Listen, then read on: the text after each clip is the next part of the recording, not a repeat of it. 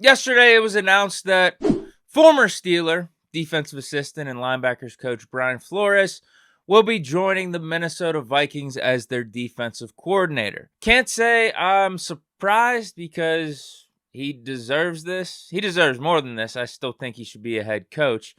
But you get my point. He was way, way overqualified for his role here in Pittsburgh. And we knew it was just going to be a stepping stone for something else, whether it is DC or head coach. He was in the running for Vikings DC, also Broncos DC, and then Arizona Cardinals for their head coach job. Ended up taking the Vikings defensive coordinator spot. So I think really all we could say is thank you, Coach Flores, for your time here. It was great. There was a lot of good things I'm about to go over that happened with the defense since you joined the staff. But yeah, I can't really say this was much of a surprise. Was hoping we could get one more year, but it just wasn't in the cards. But let's go over some of the good things that happened with Flores being on the staff on this defense as the linebackers coach and defensive assistant. First, our rush defense in 2021 was abysmal, actually last in the league. Whereas last year we moved up to a top 10 unit in that category and I thought was very respectable and dominant at times. Second, Flores got this linebacker core playing great. He aided in the development of Mark Robinson and also helped Devin Bush play solid. And then third, he gave some pointers to the opposite side of the ball to help KP8 in the offense. And I would talk to Coach Flores. Like, Coach Flo was huge because he kind of really helped me with the 2-minute drill along with Coach Soley and Coach Canada. I didn't know Flo was giving you advice. You know, Flo's behind the scenes, you know, trying to be a puppeteer. Yeah, it was, and he texted. There was one night Brady had a great 2-minute drill earlier in the year, and he texted me. He's like, "Did you see that?" I was like, "Yeah, I watched the whole thing." You know, he would just give me little pointers here and there, like because the game's just different than college. Like, you don't get the stoppage of clock after first down, and you know, coming into the league is your first time. Like, you don't realize how much time you have in the 2-minute at the college level versus the pro level. The thing I need to caution Flores about, though, as he's making this jump from Pittsburgh to Minnesota is I don't think his Vikings defense is going to be getting as much help from the Vikings offense like it would here in Pittsburgh for 2023. I mean, he is making the downgrade at quarterback, and I think the Steelers offense is on the up and up. I don't know if I could say the same thing about the Vikings. We also had some player reactions on social media. Pat Fryermuth on Instagram saying that Flores was a real one, and also Chris Wormley just giving Coach Flo a shout out as well. My last thing with this hire is this, though.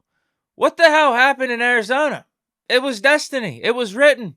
Former Steeler Brian Flores goes out to Steelers West. I thought we all knew it was going to happen, but it didn't. I have a theory. He looked at Kyler Murray's contract and then also realized Kyler Murray was going to be sitting out over half the season next year, if not maybe the whole season, which also meant that Mason Rudolph was likely going to be a starter because of the whole Steelers to Steelers West thing. It's destiny. And decided to get the fuck out of there. I don't blame him. Before we get to the next topic, we do have a word from our sponsor, Deke Gaming. Are you missing out on Deke Gaming and Madden content? Well, that's because it is only being posted on my second YouTube channel, Deke Gaming. We just started the Steelers franchise. I did say I wasn't going to start the franchise till 1,000 subscribers, but I already posted a video. Maybe I won't post the first game until 1,000 subscribers. So help me out. Go subscribe over to Deke Gaming. You're not going to want to miss out. The Steelers franchise, too. Let me tell you about this. It's starting right now. Like, it's the 2023 offseason, and I'm basically playing GM. So I'm putting my stamp on this franchise and how I think it should be run and what players need to be cut, re-signed, traded, free agents, draft, all that stuff. Yes, this is the Steelers franchise. Go check it out. Deke Gaming. Subscribe. Now back to our regularly scheduled program. Last topic for today's episode is some front office stuff, and in particular, Cam Sutton and whether or not the Steelers should bring him back. And why we are discussing this? Last topic for today's episode is some front office stuff, and in particular, Cam Sutton and whether or not the Steelers should bring him back. And the reason we're talking about this is he was on the Steelers YouTube channel just a few days ago and was asked whether or not he wanted to return to Pittsburgh. Here's his answer. To have that kind of longevity in one place like Yes, sir, for sure. You know, just like I said, I'm not a guy of always being on the move, you know, just want to be around. You know, like I said, I feel like I've established a lot here. Seen so much ball just year in, year out, and just of comfortability of the guys in the system, the guys around me. Just having that sense of, you know, knowing what they expect out there on the field. You know, the expectations we have for ourselves, just individually and collectively. You know, they all come together, you know, for the same goals, you know, year in, year out. And thus just not being able to achieve the ultimate yet. You know, we know that we're always working towards that and working for that. And we had the right guys and great guys in this building, you know, to do that. And, you know, just being able to be a part of that, like I said, is always special. Of course, he was going to say something along those lines in a Steelers-hosted interview. Like, what else was he going to say? No, get me the fuck out of here. I don't want to be in Pittsburgh anymore. No more questions. This interview's over. But in all honesty, he did sound genuine in his response, and it feels like it's a mutual thing. He wants to be back. I do think the Steelers want him back. The question, as it comes down to always with these contract negotiations, is what's the number? My initial knee-jerk reaction is $7 million, between $7 and $8 million, and that's exactly where Spot Rack has his market value. 3 years, $22 million. Now, the question is that more of like a hometown discount? Because I do think there is a case for Cam Sutton to even get a higher number, because you have PFF charts like this one that has Cam Sutton ranked very highly amongst cornerbacks across the league. He's considered lockdown. And the other names in that category, you have like a James Bradbury, Jamel Dean, also A.J. Terrell, and then you just see Sauce Gardner in the top left, like above and beyond everyone else. Just absolutely locked down. And then you have people like me and you that have seen Cam Sutton play football over these last 2 years and know that he's just a damn good player. In particular, this last season was his best one. 3 interceptions, could have easily been 5. He had some easy drops there. 15 pass deflections. I don't remember him getting torched at all, and that's a good thing whenever you're a cornerback.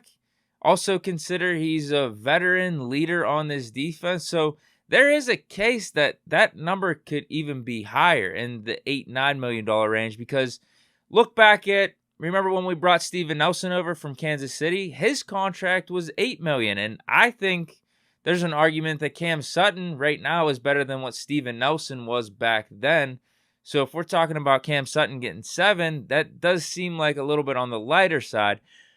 The one thing I do wonder is, does him being drafted by Pittsburgh, being in-house, actually hurt him in how Pittsburgh views him? Just because maybe they still view him as that 4th-round pick, and in a way they think, hey, we helped develop you, we helped make you, whereas whenever we're bringing in guys like a Steven Nelson or a Joe Hayden from outside the organization, we almost view them more as like saviors, like, hey, come in, we need you guys to save our cornerback room, to really help our secondary. Just a thought. End of the day, I think between 7 and 8 makes sense for both sides, and that probably is, if I'm being honest, it probably is a little bit of a hometown discount. But based off Cam Sutton's answer, I don't think he's really opposed to that much. I think what the Steelers could do to make it a little bit more favorable for Sutton is make it like a 3 or 4 year deal. And yeah, so that would be, if my math is correct, say it's 4 years, around $7 million.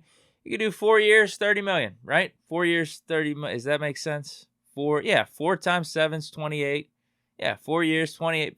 Between 4 years, 28, $30 million, something like that. But let me know what you guys think of Brian Flores becoming the Vikings' new defensive coordinator, and also Cam Sutton. Do you want him re-signed? What do you think the number would be? Drop those down in the comments. But hope you guys enjoy this edition of Big Deke News. Stay chillin'. Peace.